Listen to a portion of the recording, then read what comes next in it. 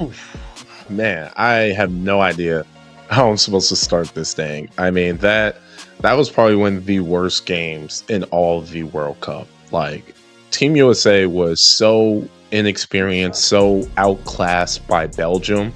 Like, we've seen games where teams score a lot of points, but we were just clear deer in headlights the entire game. Like, we just didn't know what was going on, and that was just so disappointing and a complete missed opportunity from Team USA. Being a host nation, everything we really could have done for the World Cup and for the future of soccer in the country.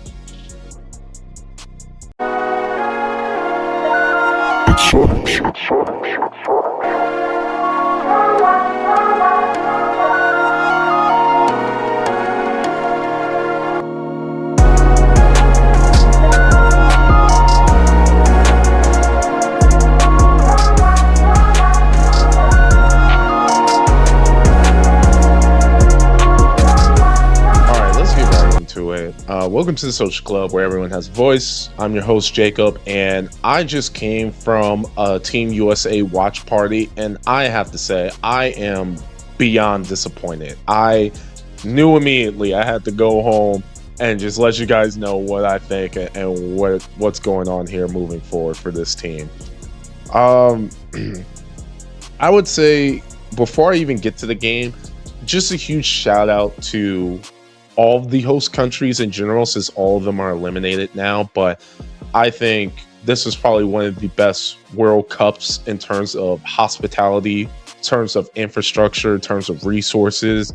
Just anywhere that anyone went for the World Cup that was a host city had nothing but great reviews about the city. Shout out to all the people out there, man, just showing love. Really makes the US, Mexico, and Canada just look great when you just have great people there that are so welcoming and want people to come in and learn their culture and share other people's cultures from around the world. So I'd be remiss if I didn't talk about that. I think that's probably the biggest satisfaction I've gotten from watching the World Cup. I'm not a big soccer fan, hence why I say soccer. I'm going to continue to say soccer for the rest of the video. But this World Cup has for sure made me a fan, just because of how the passion, camaraderie, the technicality of the game is it's cool. I like it. I'm excited for this. But about the game, disappointing is an understatement, because if you were to lose, that's one thing. Losing happens. Like, if you're going to lose like Mexico. I mean, that was just an outstanding performance by Mexico, who were out-talented in almost every metric. But the heart that they showed and the ability that they had, that they could have won that game, they were in it till the end. That was inspiring. That was cool to see. And I hope Mexican fans can hang their hat high on that. I mean, that team did everything they can. I think it was just a talent issue. They just ran into a better team, and that's just what it came down to. This team, however, Team USA versus Belgium, yes, Belgium is a more talented team than us, but we didn't know what we were doing. Like, any form of fundamentals completely broke down as soon as the game started. There was mistakes happening in that game that you wouldn't see happen in college. You might not even see it happen in high school. I mean, I will tell you that goal kick that I saw from our goalie Matt Freese, where he completely botched the ball and didn't kick the ball and put his foot right into the ground, didn't even pick the ball up with his hand, and then Belgium went on and scored. I think that was the worst goal of the entire World Cup, hands down. That was the worst goal I've ever seen in my life. That was so disgusting. Like, I feel like that's something I would do, playing backyard soccer with a beer in my hand, not a professional in one of the biggest stages. I mean, talk about a missed opportunity. There's nothing more we can do. We made a special call and got a red card removed to get our top player. It didn't matter who we had on that field. We weren't going to win that game the way we played. It just didn't matter. I mean, that was just absolutely horrendous soccer being played. And really what it came down to is just complete breakdown of our fundamentals, complete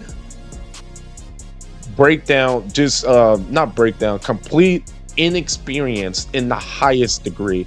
Belgium was a beatable team. Belgium is still a beatable team.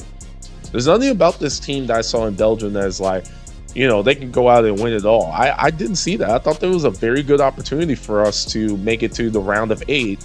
And then what happened with Spain would have happened. But I think we had a real opportunity that we blew. Now, is this our golden era? I mean, maybe I'll get into it a little bit in the end. I think there's a lot that we need to fix in soccer in order for us to be competitive, and then maybe change the name from soccer. But there's a lot that we need to do. So I would not be the one to say that this is our golden era yet, even though it's quoted as being. I think this is what I think about it. And this will actually help me address a different issue that I see. You'll see a lot of Americans today, tomorrow, next few weeks or so, they're going to talk like, well, if we just cared about soccer the way we cared about football and basketball, then we'd be the best country in the world. But it's because we don't care about it. That is such a brain dead take of how soccer actually works that it's actually very laughable whenever you hear people say that. Here's the problem, guys. I'm going to say this one time so that everyone knows this one time. USA does not have a talent problem. We don't have a talent problem. Can we get the right size kids that can run the fastest, jump the highest, everything like that? Yes, we can. But that's not what's preventing us from winning games. The problem is that we have no infrastructure to produce good soccer talent. You look at the top people in soccer. You look at Kylian Mbappe. You look at people like that. They're not 6'3", running 4.2 40s. We can produce those kids all day long if we want to. No, these guys are very small. Messi, I believe, is 5'7", Mbappe, I believe, is 5'9", or somewhere in that range. These are just normal sized guys, but their technicality, along with their speed and athleticism, it's on another planet. And that's what we miss. And the only reason why those guys become that, obviously it's a luck of the draw, but really is the foundation and the infrastructure that's built into Argentina, also into France, to produce these types of athletes for soccer. We have that money. We have those resources. It's not even a care factor. Our infrastructure is just not in the right place. So let me start from the top down. This is what I think we need to fix, because we have all the money in the world to do it, and we put our money in a lot of things. We just don't put it correctly into soccer. But the amount of money we put into soccer now is more than enough to produce a legitimate team. There's enough talented kids in this country to form good athletes and good players for this team, but we can't put the system together. So this is strictly my opinion. You're welcome to refute it, but this is why I think that needs to happen.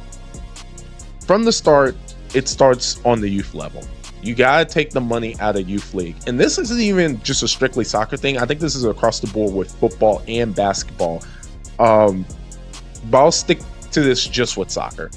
The problem is that a lot of competitive soccer for youth league, just like with all the other sports, it's more of a pay to play scheme, meaning you're going to drop tens of thousands of dollars just to get your kid to travel all around the nation to face players. And because you're dropping tens of thousands of dollars, that puts pressure on the coach to not necessarily teach the fundamentals, but to coach well enough to win games. Because if you're going to pay all that money, you're going to expect your kid or your team to win, which I can understand that. So that's the first problem in youth sports, is that there's no real teaching and real area to learn fundamentals. So because of that, that's going to trickle into bad habits that proceed into high school, then proceed into college and further on from there. Because at the beginning, they're not teach the proper mechanics on how to play soccer, how to pass the ball, how to manage handles, create open shots, everything of that nature that comes into soccer, okay? And then when you look at, and I would say when you look at these other countries, I'm not saying every country's perfect, but when you look at these other countries, they got full-blown academies geared towards this. And the coaches that they have coaching those academies are like 20-year, 30-year veterans with club team professional level coaching under their belt, and they, as a retirement quote unquote job, they go back and teach the youth for another 20-25 years. That's their type of infrastructure. That's what they have. We can do that right now with the resources that we have right now, but we're choosing not to do that. We're not building this properly. That's what I would say for the youth level. Going in from the youth level, when you get to the middle school, high school, and things like that, again, there is IMG Academy, right? So we do have this infrastructure when it comes to football, when it comes to basketball, right? Here's the biggest difference. Even if we had an IMG Academy for soccer, we have to have a proper mindset of where we're trying to take these kids. So the middle school level and the high school level, those soccer competitions, courses, whatever, all that stuff is geared for you to get a Division I scholarship and to go to college. I'm not saying that's a bad thing, but versus other countries, in other countries, their mindset is right at the end of high school, the best of the best need to be professional. They are shipping them out, whether they send them straight to Europe, whether they send them through their professional teams. For us, it would be like MLS or something like that. They immediately go pro, similar to the hockey model, how you can leave straight out of high school and go straight to the pros. That's what they do in soccer in other countries. We don't seem to have that mindset. And the problem with that is that we stay in our system, we stay in the college and everything like that. By the time you get to the point where you get to the pros, you almost aged out, because you're graduating college, you're going to be like 21, 22, something like that. And now you have to go and compete in Europe, and you're going to compete in Europe with 16, 7, or, with 21, 22-year-olds that started playing professional at like 16, 17. They're going to be a whole elite class of their own. You're going to be completely outmatched because they have gone against grown men at 16, 17, 18, while you were still in high school fishing for a Division I scholarship, okay? So our mindset definitely has to change when it comes to that. And the third most important thing when we talk about professionals, right? Now, I don't remember if MLS still has this, but I remember at the beginning, MLS didn't have the same rules as the FIFA regulations and guidelines, which, again, it's another brain dead move. It's like, the point of this is to eventually have the national team to go compete into the World Cup. So why wouldn't you adopt the same rules? You know what I mean? But I digress. I think they fixed that. I think their rules are more aligned with FIFA now. The next important thing that has to be done in regards to the MLS teams that's important is we need to have a better incentive structure for these players to try and to keep progressing and to keep competing against each other. So again, this might go a little bit out of my depth because I'm not going to pretend like I'm an avid soccer watcher. It's just everything that I've heard and observed and talked through with people and everything. The difference with these club teams out in Europe and all these other places is that there's real incentive structures to where the top of the top club teams, if you're not performing and if you're bottom tier in that club that they have, if you're in the bottom tier, you actually go a division lower the next year. And then in the bottom division, wherever the top teams are, go up into a higher division. In the MLS, the worst that's going to happen is your coach is going to get fired, or you might get traded, or whatever is going on. But we need a further increase of incentive structure where the players are the best of the best, but also are still competing, still trying hard, and still have some type of incentive structure, or else you will have complacency, which you can be complacent in MLS. MLS is pretty straightforward. It's pretty easy to make the playoffs out of MLS teams. There's a ton of games. But when it comes to the World Cup, that's what you see where there's competitiveness to where, like, these guys, I can't tell you the teams that we've gone against that they somehow just had better athletes who could run faster, jump higher than us, but they definitely wanted it more than us. And that spans beyond just your feeling of nationality. That just comes down to what you're used to. If you're used to not going 100% the entire time or meeting the moment, then that's going to show up at the biggest of the biggest stage. And My final thing I would say when talking about that infrastructure is like, that's really what it comes down to, is that people may think step by step, this might not mean much of what I just explained, but all this comes full circle when we come to the World Cup. That's where every flaw in your country's system really becomes apparent with the teams that you face and the competition that's there. That's why there are certain countries that they have huge deaths of talent every single year that they find. It doesn't come out of nowhere. They don't grow on trees. They're really good. They understand the selection process. They know how to put teams together, put them apart. And part of it is just their infrastructure is so sound in this. And we could be that too if we want to.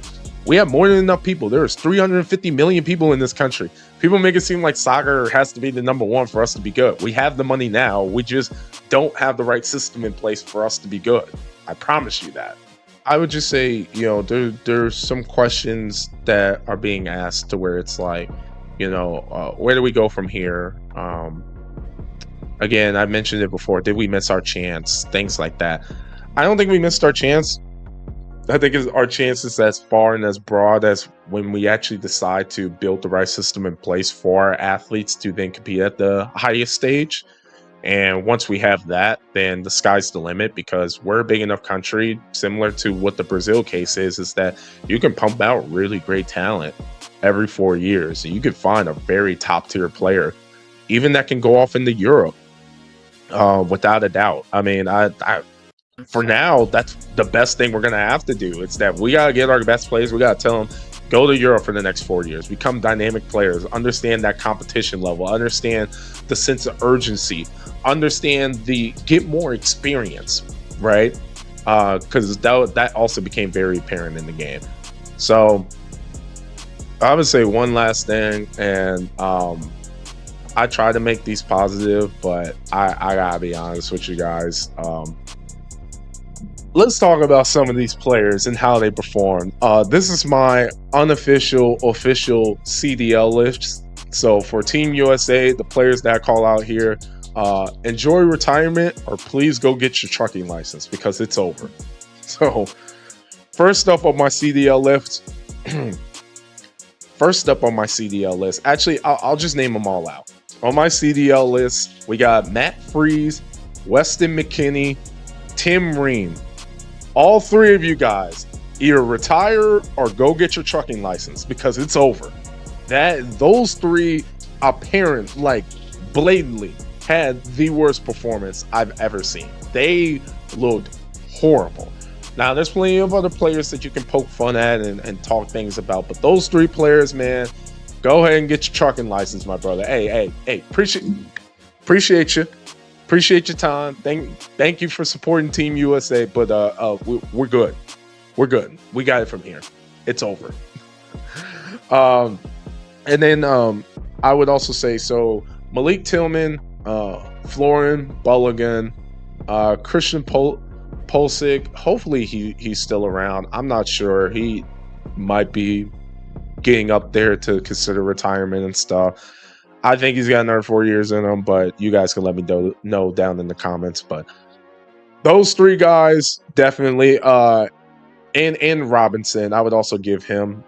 Those four guys, man, go straight to Europe. Go ahead. You guys got the talent. We're going to need you guys in the next 4 years. Like, go ahead, get that experience, get better. Do your thing, man. We're going to be rooting for you guys. But other than that, you guys let me know your thoughts. How crushing a defeat was this to you? Where were you at when you saw this game? I mean, I think this game is going to have a lasting effect. Hopefully, we care enough to finally have the real conversation of like, what's it really going to take for us to compete? I think it can happen. I think this World Cup being here, there's just so much more publicity than I think it's ever been. I think there's going to be a next generation within like 12 to 15 years of kids that actually want to get better and play for USA, and hopefully that materializes into something good. And hopefully we get to host again, because that was amazing. I went to a game. I loved it. I love what the World Cup is. And I'm probably going to stick around in soccer a little bit longer. If you guys want me to keep talking about that, go ahead and let me know down in the comments. But other than that, subscribe to the channel. Peace. Have a good one.